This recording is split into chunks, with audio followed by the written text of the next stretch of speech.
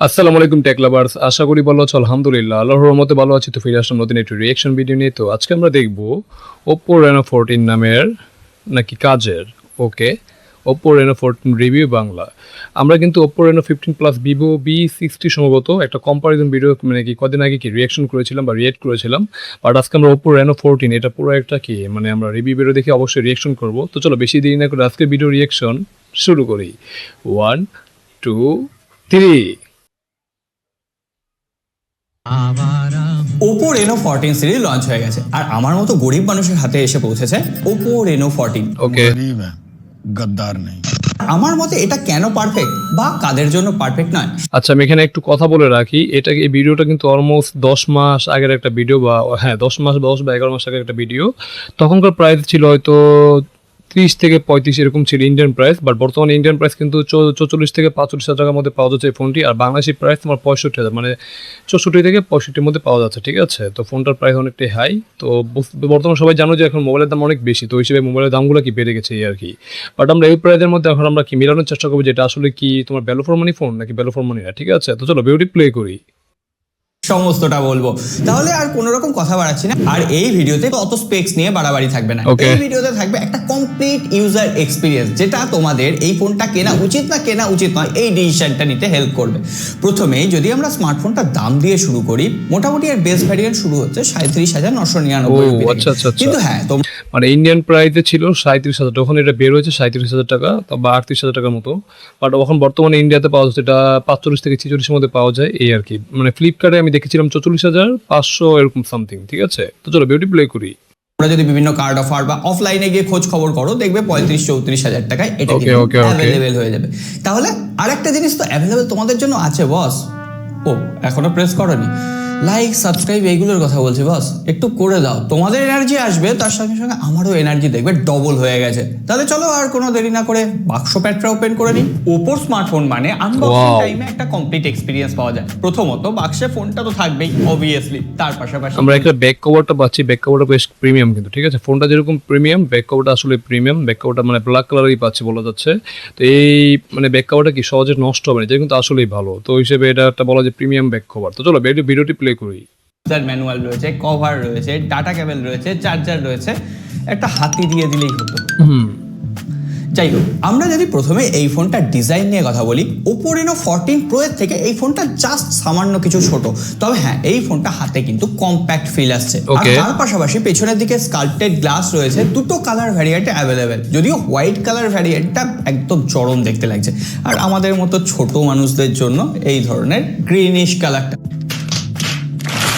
যেটাও কিন্তু ওভারঅল দেখতে ভালো লাগছে। আর Oppo না আমি যদি একটু ডিজাইনের কথা বলি, ডিজাইনটা কিন্তু আসলে সুন্দর। ঠিক আছে, মানে একটা প্রিমিয়াম ফোনে যেরকম হওয়া দরকার সেরকমই আছে। আর প্লাস কি এটা কিন্তু ডিজাইনটা একটা কমন ডিজাইন। ঠিক আছে, ওপ্পোর অনেক ফোনে কি এরকম ডিজাইন পাওয়া যায়, বা অনেক সময় আমরা OnePlus-এরও কি এরকম ডিজাইন মানে ক্যামেরা হিসেবে ডিজাইনটা এরকম পেয়ে থাকি। ঠিক আছে, তো হিসেবে ডিজাইনটা কমন হলো, মানে ফোনটা দেখতে খুবই সুন্দর লাগছে বা খুবই কি প্রিমিয়াম। ঠিক আছে, তো চলো বিউটি প্লে করি।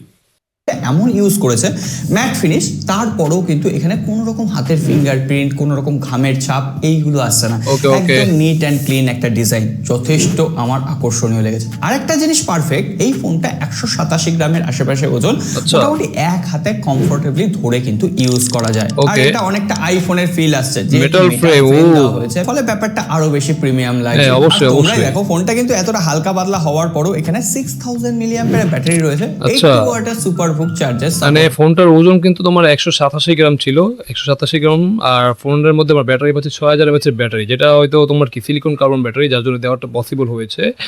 আর ফোনটার ফ্রেমটা পাচ্ছে মেটাল ফ্রেম, যেটা আই থিঙ্ক বেশ গুড। মানে কি ফোনটা পড়ে গেলে ফ্রেমটা কি ভাঙার সম্ভাবনা খুবই কম, যেহেতু মেটাল ফ্রেম। ঠিক আছে, 80 ওয়াটের আমরা চার্জার পাচ্ছি, যেটা আই থিঙ্ক বেশ গুড। মানে কম্পোটা ঠিকঠাক আছে। তো চলো বিউটি প্লে করি। রয়েছে মোটামুটি ফোনটাকে ফুল চার্জ করতে 1 ঘন্টার আশেপাশে টাইম লাগছে। একবার চার্জ করলে তোমরা যতই হেভি ইউজ করো, সোশ্যাল মিডিয়া ইউজ করো, এমনকি নর্মাল ইউজেসে তো 1.5 দিন থেকে 2 দিনের ব্যাটারি ব্যাকআপ দিয়ে দিচ্ছে। সুতরাং চার্জার নিয়ে সবসময় ছোটাছুটি করার দরকার নেই। একেতেই আমরা ছেলেরা এত জায়গায় ছোটাছুটি করি, সময়ও পাই না। যাই হোক, ডুয়েল সিমের সাপোর্ট রয়েছে, কোনো রকম মাইক্রো এসডি কার্ড স্লট নেই, কোনো রকম ই সিমের সাপোর্ট নেই। কিন্তু ফোনটার ওভারভিউতে আবার একটা চমক রয়েছে। প্রথমেই উপরের দিকে এখানে আইআর ব্লাস্টার দেখতে পাবে, যেটা আমরা সাধারণত শাওমির ফোনে দেখতে পাই। ওপো এবার আইআর ব্লাস্টার দিচ্ছে, মানে এটা আসলে একটা কাজের সেন্সর, ঠিক আছে? বিশেষ করে যারা এসি চালাও বা টিভি চালাও তাদের জন্য কি আইআর ব্লাস্টার সেন্সরটা কি একটা কথায় ভাই খুবই একটা কাজের একটা সেন্সর। এটা দিয়ে তুমি এসি কন্ট্রোল করতে পারবে, মানে কি এসি রিমোট হিসেবে কি ফোনটা ইউজ করতে পারবে, বা টিভি রিমোট হিসেবে কি ফোনটা ইউজ করতে পারবে, যেটা কিন্তু আসলেই ভালো। তো আইআর ব্লাস্টার সেন্সরটা এটা আসলেই গুড সেন্স দিয়েছে। তো চলো বিউটি প্লে করি। ওপো এখানে কোনো রকম ফিচার কিন্তু মিস করতে চাইনি। Okay. IP66, 68, 69 রেটিং এ রয়েছে। ওরে ভাই। আন্ডার ওয়াটার ফটোগ্রাফি করা যাবে, বৃষ্টিতে ভিজলে কোনো রকম অসুবিধা হবে না। তবে হ্যাঁ, ফোনের উপর অযথা অত্যাচার না করে সাবস্ক্রাইব বাটনটার উপর ওই টাইমটা একটু অত্যাচার করে দিন। এবার যদি আমরা ফোনটার ডিসপ্লে নিয়ে কথা বলি, পাসওয়ার্ডটা যেন কথা, ইন ডিসপ্লে ফিঙ্গারপ্রিন্ট স্ক্যানার আছে বস।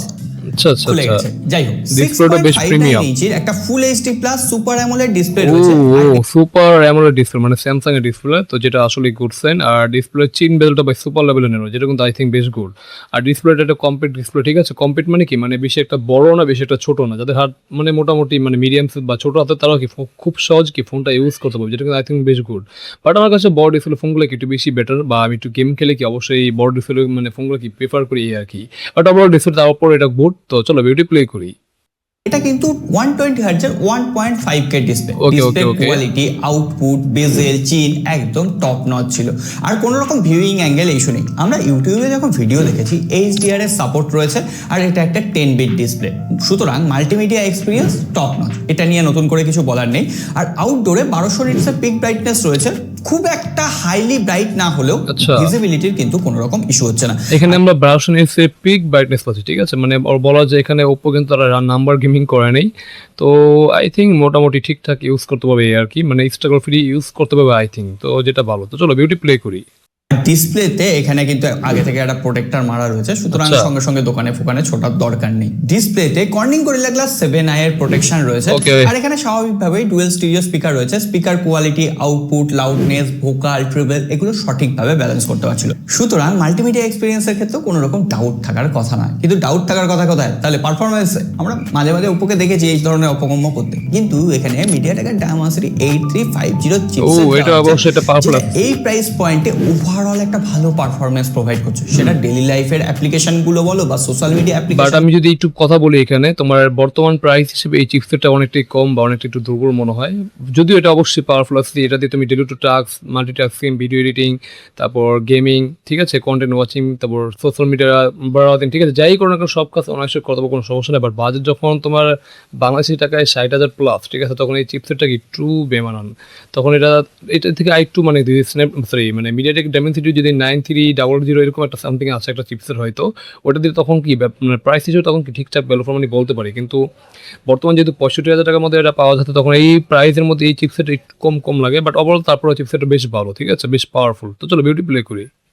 গুলো বলো একদম স্মুথলি হ্যান্ডেল করে দিচ্ছে। তার পাশাপাশি এখানে যে র্যাম ম্যানেজমেন্ট রয়েছে সেটাও কিন্তু যথেষ্ট এফিশিয়েন্ট, Okay. কারণ এখানে UFS 3.1 স্টোরেজ টাইপ রয়েছে, DDR5X র্যাম রয়েছে। আর এখানে আমরা BGMI, জেনশিন ইম্প্যাক্টের মতো গেম খেলে দেখেছি। জেনশিন ইম্প্যাক্ট দু এক জায়গায় হালকা ফ্রেম ড্রপ করে, আর সেটা এই প্রাইস পয়েন্টে যেহেতু এটা গেমিং সেন্ট্রিক ডিভাইস নয়, স্বাভাবিক। কিন্তু ওভারঅল গেমিং এক্সপিরিয়েন্স, যে হ্যাপটিক ফিডব্যাক যথেষ্ট ভালো ছিল। সুতরাং বেস্ট পারফরমেন্সের সাথে সাথে বেস্ট ক্যামেরা, ক্যামেরা নিয়ে তো এখনো আলোচনা করা হয়নি, করছি। যাই হোক, পারফরমেন্সের দিক থেকেও কোনো রকম অসুবিধা হবে না। আর হ্যাঁ, এখানে ওভারঅল আমরা ColorOS 15 পাচ্ছি, out of the box Android 15 পাচ্ছি। এখানে ওপো 5 বছরের অপারেটিং সিস্টেম আপডেট, 6 বছরের সিকিউরিটি প্যাচ লেভেল আপডেট দেবে। ও মাই গড, অনেক দেরি। আর সঙ্গে সঙ্গে এখানে তোমরা উইদাউট অ্যানাউন্সমেন্ট কল রেকর্ড করতে পারবে। আর তার পাশাপাশি যে AI ফিচারগুলো রয়েছে না, গ্যালারিতে ভরে ভরে AI ফিচার, যেমন ছবি তোলার সময় চোখ বন্ধ হয়ে গেলে তোমরা এডিটিংয়ে চোখটা খুলিয়ে নিতে পারবে, AI পারফেক্ট শট। পাশাপাশি তোমরা এনহ্যান্স ক্লিয়ারিটি অপশন পাবে, AI ইরেজারের অপশন রয়েছে, পাশাপাশি AI রিকম্পোজ অপশন রয়েছে, ফলে তোমরা একটু একা বেকা টেরা ছবি তুললে সেটাকে একদম ফ্রেম ওয়াইজ অ্যাডজাস্ট করে দেবে। উপরন্তু ডুয়েল অ্যাপ্লিকেশন লক, এই সমস্ত ফিচারও রয়েছে। আর নেটওয়ার্ক কানেক্টিভিটির কথা বললে dual wifi, dual 5G, Bluetooth 5.4 এর একদম মানে লেটেস্ট যে কানেক্টিভিটি সেগুলো সাপোর্ট রয়েছে। eSIM এর সাপোর্ট নেই, আগেই বলে দিয়েছি। আর এখানে AI লিঙ্ক বুস্ট আছে, অর্থাৎ একদম লো নেটওয়ার্ক কভারেজে গেলেও না তোমরা এটা দিয়ে দিয়ে কল করতে পারবে। আর আমি এখানে ডেলি ইউজার হিসেবে লক্ষ্য করছি ওয়াইফাই স্পিড আমার অন্যান্য স্মার্টফোনের থেকে এখানে বেশি স্পিড মেনটেন করতে পারছে, সেটা নিয়েও কোনো রকম অসুবিধা নেই। আরে আসছি অত হুটোপাটা কি আছে, ক্যামেরা তো এবারে আসছি, কারণ ক্যামেরাটা এখানে একদম প্র্যাকটিক্যাল একটা স্পেসিফিকেশন দেওয়া হয়েছে। প্রথমত 50 মেগাপিক্সেলের প্রাইমারি ক্যামেরা, 8 মেগাপিক্সেলের আল্ট্রা ওয়াইড অ্যাঙ্গেল আর 50 মেগাপিক্সেলের একটা টেলিফটো সেন্সর, যেটা একটা পাশাপাশি কম বলা 50 যায়। মেগাপিক্সেলের ফ্রন্ট ক্যামেরা রয়েছে। আমরা বিভিন্ন লাইটিং কন্ডিশনে, সেটা লো লাইট হোক, ডে লাইট হোক, এমনকি ডাইরেক্ট সানলাইটে ছবি তুলে ছবিগুলো দেখে অবশ্যই এটি ন্যাচারাল ছবি পছন্দ, মানে ন্যাচারাল ছবিগুলো কি দিচ্ছে, মানে এটা অবশ্যই কালার বুস্ট করে ওরকম ছবি দিচ্ছে না, বা রেডিও আপলোড যে ইমেজ না ওরকম দিচ্ছে না, বাট এগুলো কি একেবারে ন্যাচারাল ছবি মনে হচ্ছে, মানে একদম ন্যাচারাল প্রাকৃতিক ছবি যেরকম হয় সেরকমই মনে হচ্ছে আর কি। বাট ছবি কোয়ালিটি বেশ ভালো, ডিটেলসগুলো বেশ ভালোই পাওয়া যাচ্ছে, যেটা আই থিঙ্ক বেশ গুড, প্লাস শার্পনেস ঠিকঠাকই আছে আর কি। তো যাদের কাছে আই থিঙ্ক ন্যাচারাল ছবি বেশি ভালো লাগে তাদের কাছে ছবিগুলো মানে কি ভালো লাগবে আর কি। বাট যারা রেডি টু আপলোড ইমেজ পছন্দ করে তাদের কাছে হয়তো এগুলো কি একটু ভালো নাও লাগতে পারে, ঠিক আছে। তো চলো ভিডিওটি প্লে করি। দেখেছি প্রথমে 50 মেগাপিক্সেলের যে primary camera, exposure control, lighting effect একদম ঠিকঠাক, হ্যাঁ, সবকিছু ঠিকঠাক আছে। কিন্তু যে 3.5x জুম করে ছবিটা, সেই ছবিটার শার্পনেস একবার দেখো। এখানে এক্সপোজার কন্ট্রোল, লাইটিং অ্যাডজাস্টমেন্ট একদম পারফেক্টলি, এমনকি এজ টু এজ ডিরেকশন সেটাও কিন্তু নিয়ারলি 100% ঠিকভাবে মেনটেন করছে। এখানে 2x, 3.5x, এমনকি 7x এও তোমরা পোর্ট্রেট শট নিতে পারবে। আর সব থেকে বড় কথা, এখানে 4K টাইম ল্যাপস, স্লো মোশনের অপশন রয়েছে। আর তার থেকেও যেটা কন্টেন্ট ক্রিয়েটারদের জন্য বড় কথা, এখানে 4K 60 FPS HDR video record করা যাবে প্রত্যেকটা ফোকাল লেন্থে। ওয়াও, এটা আসলে একটা ইমপ্রেসিভ বা দরকারি, মানে দরকারি একটা ফিচার ছিল বা দরকারি ছিল, ঠিক আছে। বিশেষ করে যারা কন্টেন্ট ক্রিয়েটর আছে তাদের জন্য আই থিঙ্ক এটা বেশ ভালো, মানে আমরা 4K 60 FPS ভিডিও শুট করতে পারবো, যেটা কিন্তু আই থিঙ্ক বেশ গুড। যারা মনে করে সেলফি ক্যামেরা দিয়ে আমার মতো ভিডিও শুট করে তাদের কাছে বেশ ভালো, প্লাস যারা ব্লগার আছে তাদের জন্য কি বেশ ভালো, ঠিক আছে। তো যেটা আই থিঙ্ক বেশ গুড, ঠিক আছে। তো চলো ভিডিওটি প্লে করি। প্রত্যেকটা ক্যামেরা দিয়ে, এমনকি সেলফি ক্যামেরা দিয়েও, আর তাতে আবার ওআইএস এর সাপোর্ট রয়েছে। ওকে, এটা হলো এটাই বোঝাচ্ছে তোমরা যদি একজন কন্টেন্ট ক্রিয়েটর হও, ভিডিও করে বেশ গুড করতে যাও, তাদের জন্য ক্যামেরা সেটআপটা একদম পারফেক্ট। আসলে গাড়িটা একদম 40-45 স্পিডে চালাচ্ছি, তার সত্ত্বেও এখানে যে ভিডিও রেকর্ডিংটা হয়েছে কতটা স্মুথ, কোনো রকম জিটারনেস নেই। সেটাই মানে একদম পুরো ভিডিওটা পুরো স্মুথ, এখানে কোনো নড়াড়ি কাপাকাপি কোনো অপশনই নেই, যেহেতু ওআইএস আছে, ঠিক আছে। যেটা যার জন্য কি এটা এক কথায় অসাধারণ ভাই। বিশেষ করে যারা ব্লগার বা কন্টেন্ট ক্রিয়েটর আছে তাদের জন্য এই ফোনটা আসলেই গুড ফ্যান, ঠিক আছে। তো চলো ভিডিওটি প্লে করি। এই ব্যাপারটাই আমাকে ইমপ্রেস করেছে। আমি বরাবর ভিডিও ক্যামেরায় দেখেছি এই ফোনগুলো পিছিয়ে যেতে, যেখানে স্যামসাং অ্যাপেল এগিয়ে যাচ্ছে, কিন্তু এবার নিতান্তই এই ফোনটার যে ভিডিও ক্যামেরা, এমনি নর্মাল ক্যামেরা ক্যাপাবিলিটি ইনসেন, এটা নিয়ে কোনো রকম দ্বিমত হওয়ার জায়গা নেই। এখন দেখা যাক এই ফোনটাকে কম্পিটিশন দেওয়ার জন্য আর কোন ফোন আসে। তবে হ্যাঁ, আমাদেরকে কম্পিটিশন দেওয়ার মতো কেউ পাবে না এই ধরনের সূক্ষ্ম জিনিস নিয়ে রিভিউ করার মতো। চলো এবার তাহলে কনক্লুশন পার্টে আসি। দেখো, তোমরা যারা পারফেক্ট একটা ক্যামেরা স্মার্টফোন কিনবে বলে ভাবছো, তার সঙ্গে সঙ্গে একদম প্রিমিয়াম ডিজাইন, প্রিমিয়াম ফিল, ছোট্ট মোট্ট একটা স্মার্টফোন হবে, আর তার পাশাপাশি একটা premium multimedia experience, software experience, সব কিছু দিয়ে একদম পারফেক্ট জায়গায় বসে আছে রেনো 14। কম পয়সা থাকলে এই ফোনটাই পারফেক্ট। আমার মতে মনে হয় না রেনো 14 প্রো কেনার খুব একটা দরকার রয়েছে। পয়সা বাঁচিয়ে নিতে চাইলে এই ছোট ভাইটাই কিন্তু পারফেক্ট। সো আজকে আর কথা বাড়াচ্ছি না, তোমাদের যদি কোনো প্রশ্ন থাকে অবশ্যই কমেন্ট বক্সে লিখে জানিও। সকলে ভালো থেকো, সুস্থ থেকো। পরবর্তীতে আরো এক্সাইটিং রিভিউ আসছে বস, দেখা হবে আগামী পর। তো যাই হোক গাইস, এখানে ভিডিওটি শেষ হয়ে গেল। আমরা দেখে নিলাম Oppo Reno 14 এর একটা ফুল রিভিউ, সেটা দেখে আমরা অবশ্যই রিয়েক্ট করেছি। তো আমি যদি বলি তো বর্তমান প্রাইসটা অনেকটাই বেশি, কারণ বাংলাদেশি টাকা 65,000 টাকা আর ইন্ডিয়ান প্রাইসে 45,000 টাকা। তো ইন্ডিয়ান প্রাইস হিসেবে ঠিকঠাক আছে, বলা যায় এটা ভ্যালু ফর মানি একটা ফোন, মানে অলরাউন্ডার ফোন বলতেই পারো, কারণ এর ক্যামেরা সেকশনটা বেশ গুড, প্লাস কি যারা ন্যাচারাল ছবি পছন্দ করে তাদের জন্য এই ফোনটা আসলেই ভালো। প্লাস যারা কন্টেন্ট ক্রিয়েটর আছে তাদের জন্য কি এক কথায় অসাধারণ, মানে সব ক্যামেরা দিয়ে আমরা 4K 60 FPS ভিডিও শুট করতে পারবো, ঠিক আছে। আর ভিডিওগুলো কি বেশ স্টেবল, যেহেতু ওআইএস আছে। তো যেটা আই থিঙ্ক কন্টেন্ট ক্রিয়েশনের জন্য কি একটা পারফেক্ট ফোন বা পারফেক্ট মানে কি মানে ক্যামেরা ফোন, ঠিক আছে। প্লাস এই পারফরমেন্স সেকশন বেশ পাওয়ারফুলি বলতে পারবো, কারণ 8350, ঠিক আছে, মানে ডাইমেনসিটি, যেটা আই থিঙ্ক বেশ গুড। মানে তুমি মাল্টিটাস্কিং থেকে শুরু করে হেভি টাস্কিং যেটাই বলো না কেন, একদম মিডিয়া কনজিউমিং থেকে শুরু করে ভিডিও ওয়াচিং, রিলস দেখা, প্লাস কি ভিডিও এডিটিং, প্লাস কি যারা গেমার আছে মোটামুটি, তো তারা কি অবশ্যই ফোনটাতে কি অনায়াসে এইসব কাজগুলি অনায়াসে করতে পারবে, যেটা কিন্তু আই থিঙ্ক বেশ গুড। তো এই ছিল একটা ওভারভিউ বা রিয়াকশন। তো এটা অবশ্যই একটা অলরাউন্ডার ফোন বলতেই পারি, বাট বর্তমানে বাংলাদেশের টাকায় ওটা অনেক প্রাইস, অনেকটা হাই প্রাইস হিসেবে, প্লাস কি তোমার এরা যে মানে অ্যাসোসিয়েটটা দিয়েছে বা চিপসেটটা, চিপসেটটা কি আমার কাছে একটু কম লাগে এই আর কি। বাট যদি মনে করো প্রাইসটা যদি কম হতো, মানে 50,000 টাকার মধ্যে রাখা যেত, তাহলে বলতাম যে এক কথা পুরোপুরি পারফেক্ট ছিল বাংলাদেশি টাকায়। বাট ইন্ডিয়ান প্রাইসে এটা বলা যায় মোটামুটি ঠিকঠাক আছে এই আর কি। তো এই ছিল আজকের ভিডিও ওভারভিউ বা রিয়াকশন। তো তোমাদের কাছে আজকের ভিডিওটি কেমন হলো তোমরা অবশ্যই কমেন্ট করতে পারো। যদি ভালো লাগে অবশ্যই লাইক, কমেন্ট, চ্যানেলে নতুন হলে অবশ্যই আমাদের চ্যানেলটিকে subscribe and get the bell icon. যারা এফবি বা টিকটক পেজ থেকে দেখছো তারা অবশ্যই আমাদের পেজটিকে ফলো করতে ভুলো না। দেখা হবে নতুন কোনো রিঅ্যাকশন ভিডিওতে, সে পর্যন্ত তোমরা ভালো থাকো। আল্লাহ হাফেজ।